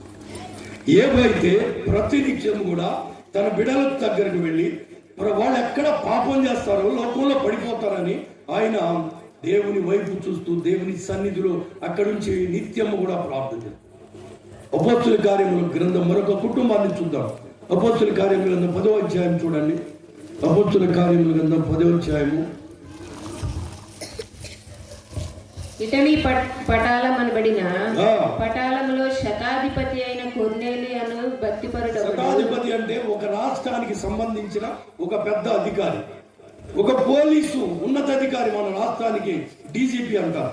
అలాగే ఆ ఇటలీ పటాలం అనే పట్టణంలో శతాధిపతి అంటే ఉన్నతమైనటువంటి పదవి కలిగినటువంటి వ్యక్తి, ఉన్నతమైన పదవి కలిగినటువంటి వ్యక్తి.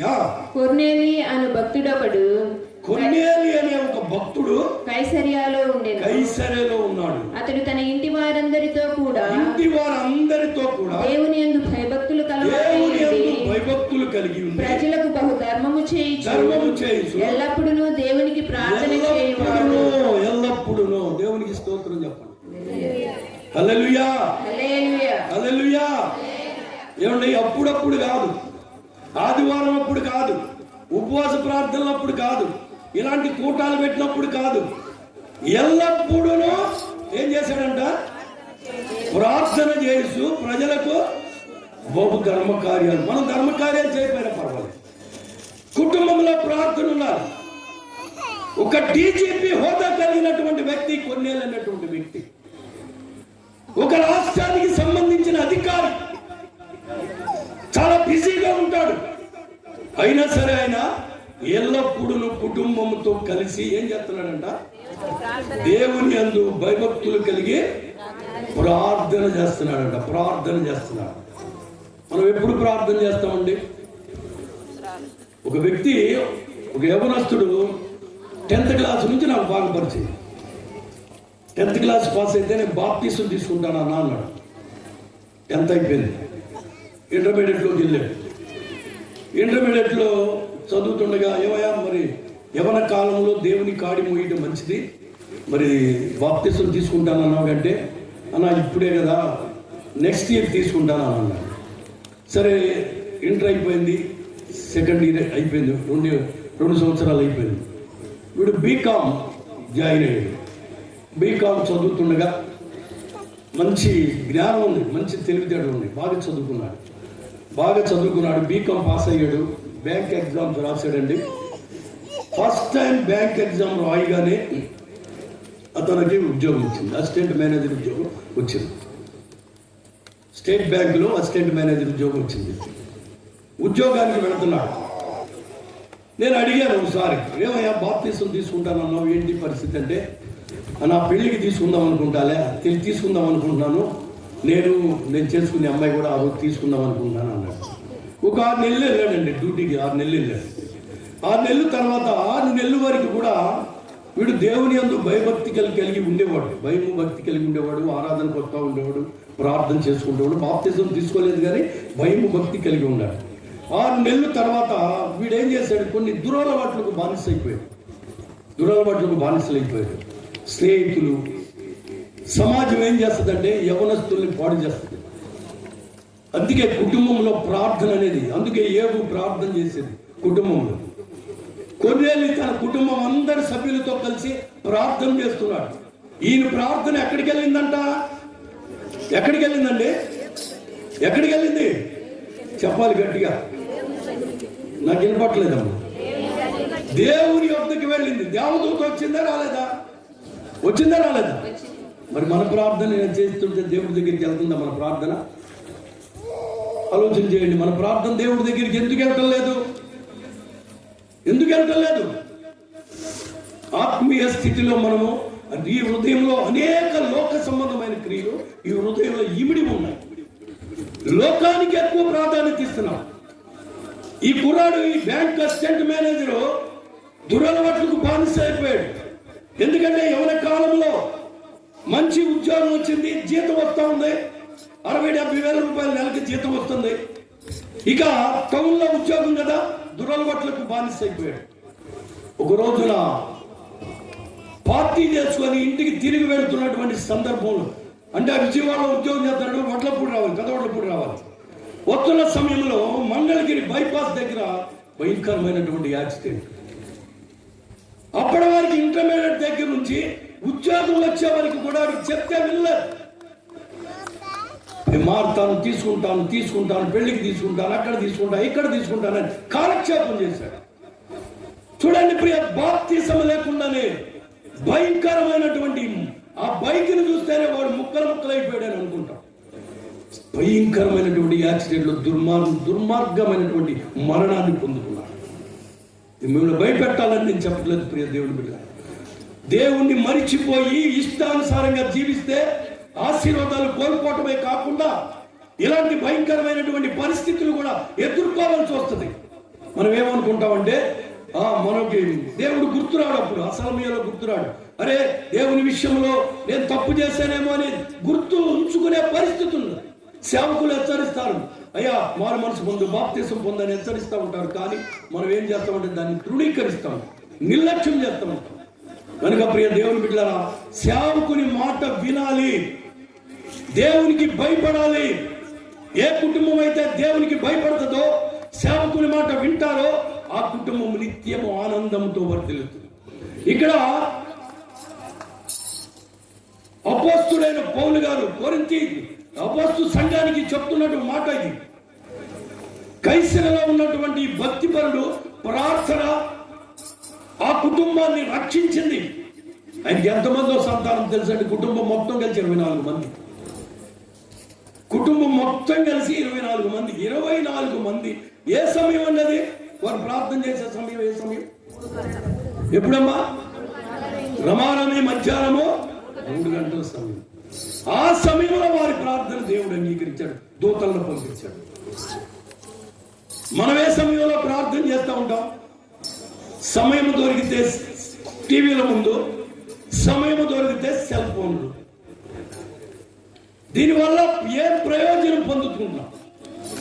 తాత్కాలికమైన ఆనందం కోసం ప్రియ దేవుని బిడ్డ పరలోకాన్ని కోల్పోతున్నాం. నీ కొరకు ప్రాణం పెట్టిన దేవుని మర్చిపోతున్నావు. ఆయన రక్తమును కార్చి ఆ విలువైన రక్తంతో నిన్ను పరిశుద్ధపరచడానికి నా ప్రభు సిలువలో బలియాగమైపోయాడు.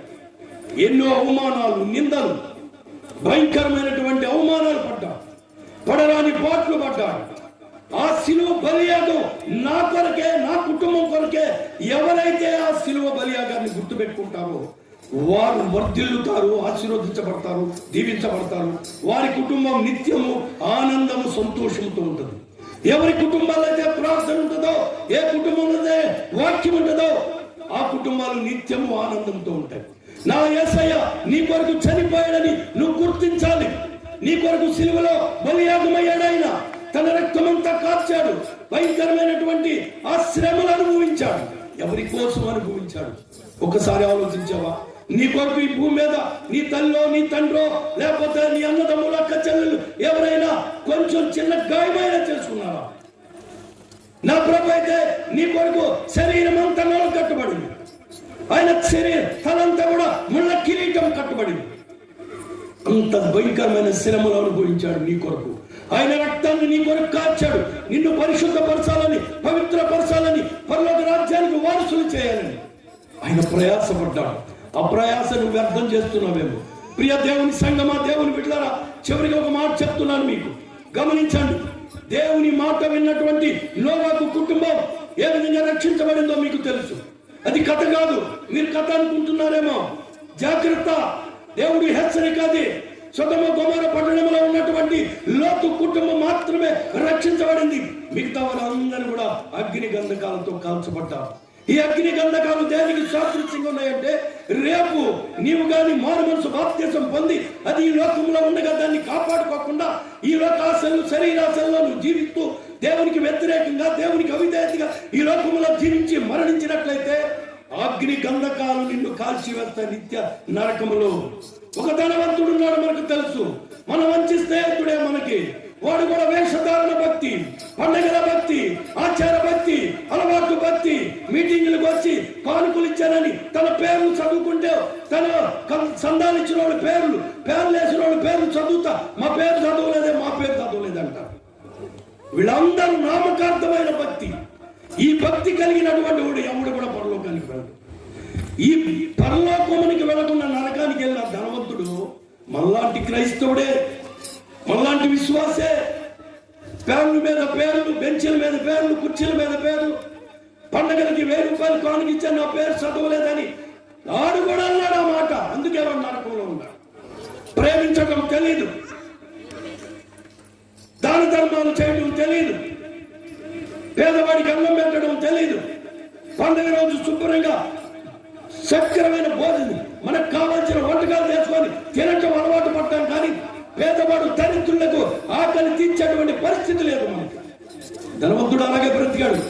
నేను గుళ్ళో సందా ఇస్తున్నాను కదా, గుళ్ళో ఫ్యాన్ వేసాను కదా, బెంచీలు ఇచ్చాను కదా, కుర్చీలు ఇచ్చాను కదా అని చెప్పేసి ఒక ఫ్యాన్ మీద రాసింది.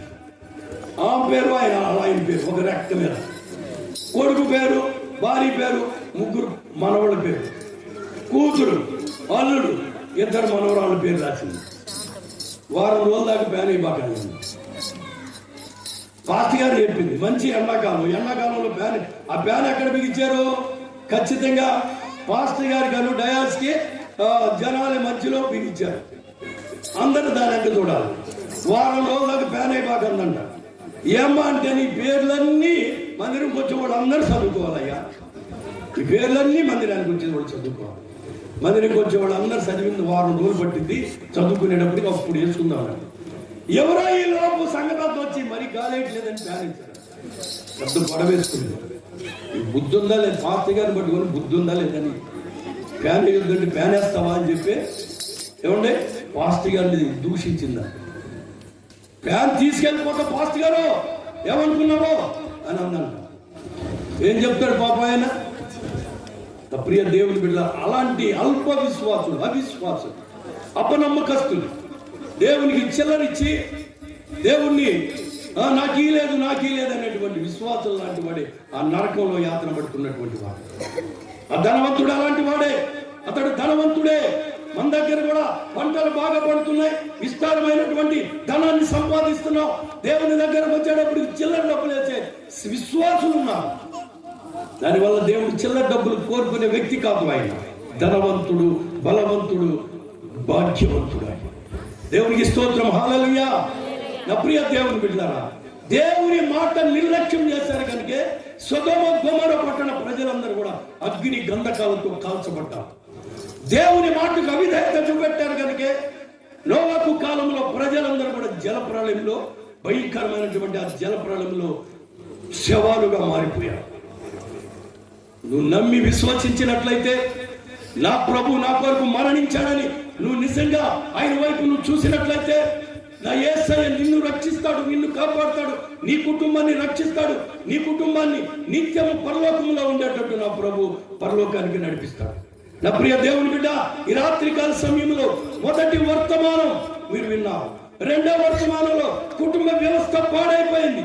ఈ కుటుంబ వ్యవస్థ బాగుపడాలంటే దేవునికి భయపడాలి, సేవకుని మాట వినాలి, వాక్యానుసారమైన జీవితం జీవించాలి. నీ కొరకు మరణించినటువంటి క్రీస్తుని నువ్వు చూడాలని దేవుని వర్తమానం ద్వారా నీకు జ్ఞాపకం చేస్తున్నాను. ఈ వర్తమానాలన్నీ కూడా మనం నిర్లక్ష్యం చేసినట్లయితే, అశ్రద్ధ కలిగి మనం జీవించినట్లయితే, ధనవంతుడు ఉన్నటువంటి స్థలంలో రేపు నువ్వు నేను కూడా ఉంటామని నీకు జ్ఞాపకం చేస్తున్నాను. ఇందులో డౌట్ లేదు. ఖచ్చితంగా ఆ నరకంలో ఉంటాం.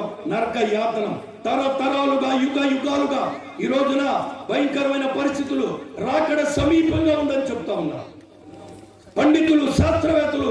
రాకడ సమీపంగా ఉంది. ఎందుకంటే అకాల వర్షాలు, పంటలు సరిగా పండగ, వర్షాలు వచ్చి పంటలు నాశనం అయిపోతున్నాయి.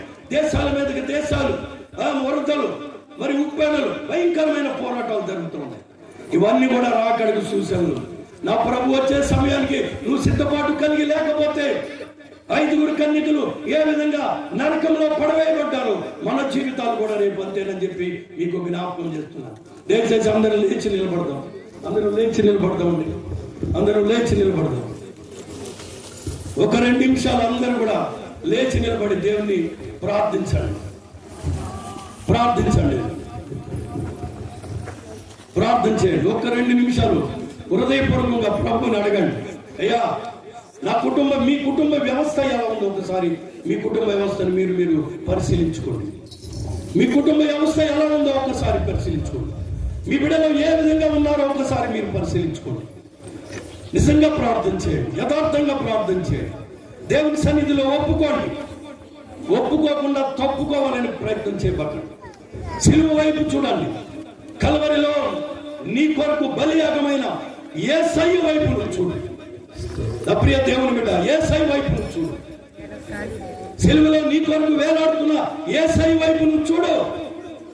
నీ హృదయాన్ని అటు బలుపు.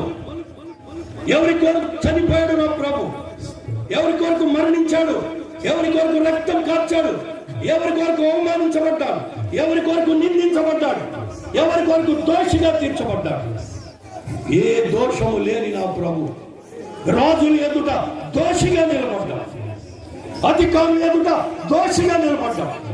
నా ప్రియ దేవుని జనాంగమా, ఈ రాత్రికాల సమయంలో నువ్వు ఎలాంటి స్థితిలో ఉన్నా, ఏ పరిస్థితుల్లో ఉన్నా, ఇగో నీవు ఎవరిని, ఏ విషయంలో నువ్వు వెనుకడుగు వేస్తున్నావో ఒక్కసారి నిన్ను నువ్వు పరిశీలించుకో. నీ కుటుంబ వ్యవస్థ ఏ విధంగా ఉంది, నీ కుటుంబం ఎలా ఉంది, పునాదులు పాడైపోయేమో. జాగ్రత్త, కట్టుకో, ప్రార్థనతో కట్టుకో, వాక్యముతో కట్టుకో, క్రీస్తు శిలువలో కాచిన రక్తంతో కట్టుకో. కట్టుకోలేకపోతే ప్రియ దేవుని బిడ్డలారా, ధనవంతుడున్న స్థలంలోనే మనం కూడా ఉంటాం. నీ బిడ్డలు ఆశీర్వదించబడడానికి కారణం, నీ కుటుంబం అప్పులు పాలవడానికి కారణం, నువ్వు వేసిన పంట సరిగా చేతికి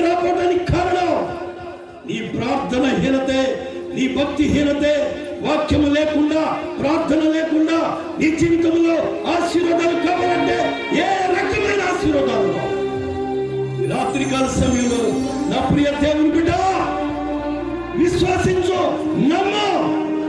నా యేసయ్య నా కొరకు చనిపోయాడు, నా కొరకు సిలువ వేయబడ్డాడు. అదిగో సిలువలో ఆయన కేకేస్తున్నాడు. వీరు ఏం చేస్తున్నారో వీరు ఎరుగరు కనుక వీరిని క్షమించమని ప్రభు అడుగుతున్నాడు.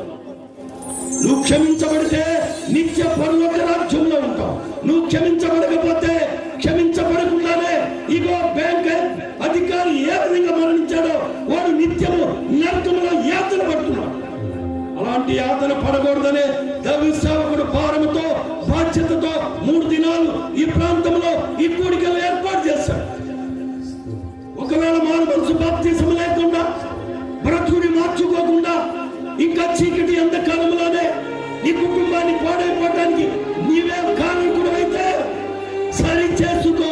సరి చేసుకోలేకపోతే నా ప్రియ దేవుని బిడ్డ పతనం అయిపోతాం. దేవుని రాజ్యానికి హక్కుదారులు కాదు, నిత్య నరకానికి పాత్రలు అవుతాం. సుమర పట్టణాన్ని చూడండి, జ్ఞాపకం చేసుకో. ఈ రాత్రి కాల సమయంలో నోవహు కాలాన్ని జ్ఞాపకం చేసుకో. క్షమించబడినటువంటి నినెవె పట్టణ ప్రజలు రక్షించబడ్డారు. దేవుని ఆశీర్వాదాలు పొందుకున్నారు, దీవెనలు పొందుకున్నారు. క్షేమము, ఆరోగ్యము, శాశ్వతమైన కృప, దేవుని కృప ఆ యొక్క దేశానికి దేవుడు అనుగ్రహించాడు. ఈ రాత్రికాల సమయంలో ఒక్కసారి నీ హృదయాన్ని తెరు, ఒక్కసారి నీ హృదయాన్ని తెరు. నా ప్రియ దేవుని బిడ్డ, నీ హృదయాన్ని సరి చేసుకో, నీ హృదయాన్ని సరి చేసుకో ప్రియ దేవుని బిడ్డ. హల్లెలూయా, హల్లెలూయా. ప్రార్థన చేయాలి, ప్రార్థన చేయాలి, చేయాలి, ప్రార్థన చేయాలి. పశ్చాత్తాపం దేవుని సన్నిధిలో ఒప్పుకో, ఒప్పుకో నా ప్రియ దేవుని బిడ్డ, ఒప్పుకో. అయ్యా, ఎవరికి వినిపించకుండా దేవునికి వినిపించేటట్టు నువ్వు ప్రార్థన చేయి, ప్రార్థన చేయాలి, ప్రార్థన చేయి. పశ్చాత్తాప హృదయం, పాప క్షమాపణ, పాప క్షమాపణ కావాలి. దేవుడు పాప క్షమాపణ. హల్లెలూయా, హల్లెలూయా. స్తోత్రం నా తండ్రి. యేసయ్యా నీకు వందనాలు, వందనాలు, వందనాలు ప్రభా. మహోన్నతుడా నీకే స్తోత్రం. ఈ రాత్రికాల సమయంలో ప్రభా 2 వర్తమానాలు వ్యర్థం కాకూడదు. నీ ప్రజల హృదయాలు మార్చండి, బ్రతుకులు మార్చండి, కుటుంబ వ్యవస్థను బాగు చేయండి. కుటుంబాల్లో ప్రార్థన కలిగి జీవించగలిగిన కృపనైన ప్రతి ఒక్కరికి దయచేయి ప్రభా, ప్రతి ఒక్కరికి దయచేయి. యేసయ్యా నీకు వందనాలు ప్రభా. దాటిపోవద్దు ఈ రాత్రికాల సమయంలో, ఈ సంఘాన్ని దాటిపోవద్దు, ఈ గ్రామాన్ని దాటిపోవద్దు ప్రభా. ఇక్కడున్న ఏ ఒక్కరిని కూడా దాటిపోవద్దు ప్రభా. తండ్రి నీకే వందనాలు, వందనాలు. మహిమ గల దేవుడు, మహోన్నతమైన దేవుడు నా ప్రభువుని మీ హృదయంలోకి స్వీకరించండి. అయ్యా నా హృదయంలోకి రండి, బ్రతిమలాడు. నా తల్లి, నా అక్క, నా తల్లి, నా చెల్లి, నా తమ్ముడా, బ్రతిమలాడు. దేవుణ్ణి అడుగు, దేవుణ్ణి అడిగా. నా హృదయంలోకి రా ప్రభా. అయ్యా మా కుటుంబ వ్యవస్థ విచ్ఛిన్నమైపోయింది. అయ్యా మా విధేయత వల్ల బిడ్డలు చెడ్డ మార్గాల్లో ప్రయాణం చేస్తున్నారు. మా విధేయత వల్ల కుటుంబం అంతా నాశనం అయిపోయింది. ఆర్థికంగా స్థితికిపోయాం, అవమానాలు పాలవుతున్నాం, నిందల పాలవుతున్నాం ప్రభా. అయ్యా నన్ను బాగు చేయి.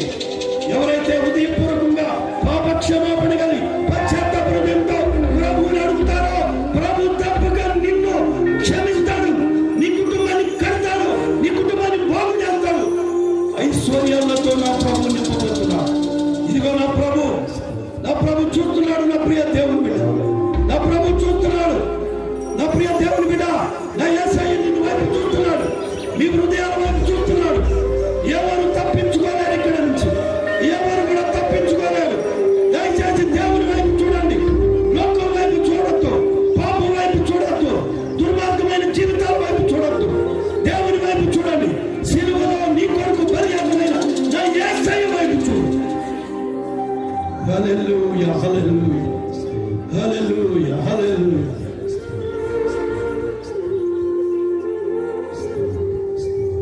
యేసు రాజుగా వచ్చుచున్నాడు, భూలోకమంతా తెలుసుకుంటారు. యేసు రాజుగా వచ్చుచున్నాడు,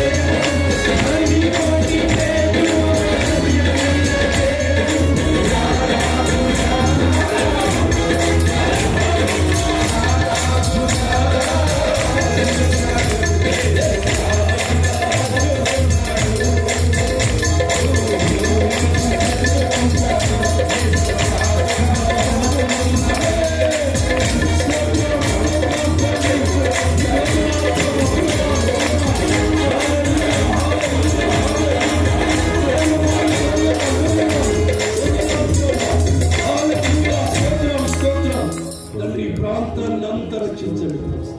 ఈ సంఘాన్ని దీవించండి ప్రభునాథ. అవిధేయతలుంటే క్షమించి ప్రభునాథండి. ఈ రాత్రికాల సమయంలో ప్రభునాథండి, ఎవరి కుటుంబాలైతే పాడైపోనియో, పునాదులు కూలిపోనియో, వారి కుటుంబాలను కట్టడానికి ప్రభా ప్రతి ఒక్కరునైనా మోకరించి ప్రార్థన చేసుకునే అనుభవంలోకి తీసుకురండి. ఈ రాత్రి ప్రభా ప్రతి ఒక్క గృహంలో నీ సన్నిధి ఉంచండి ప్రభా. ఈ ప్రాంతంలో నీ సన్నిధి ఉంచమని ప్రార్థన చేస్తున్నాం. యేసు నామములో ప్రార్థన చేసి అడుగుతున్నాము తండ్రి, ఆమేన్. హల్లెలూయా, హల్లెలూయా. చేతుల దేవుని స్తోత్రం చెప్తామండి. అందరం కూడా చెప్పండి. మరొకసారి చెప్తాం దేవుని స్తోత్రం. ఈ అవకాశాన్ని ఇచ్చినందుకు దైవ సేవకులు, మా ప్రియులు రవి గారికి నా హృదయపూర్వకమైన వందనాలు. కుటుంబానికి వారి బిడ్డలు దీవించబడి ఆశీర్వదించబడాలని కోరుకుంటున్నాం. దేవుడు మీ సంఘాన్ని మిమ్మల్ని దీవించి ఆశీర్వదించుగాక.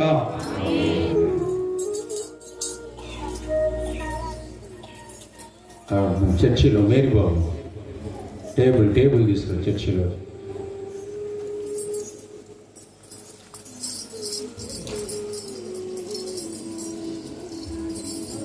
దయచేసి అందరూ కూర్చోండి.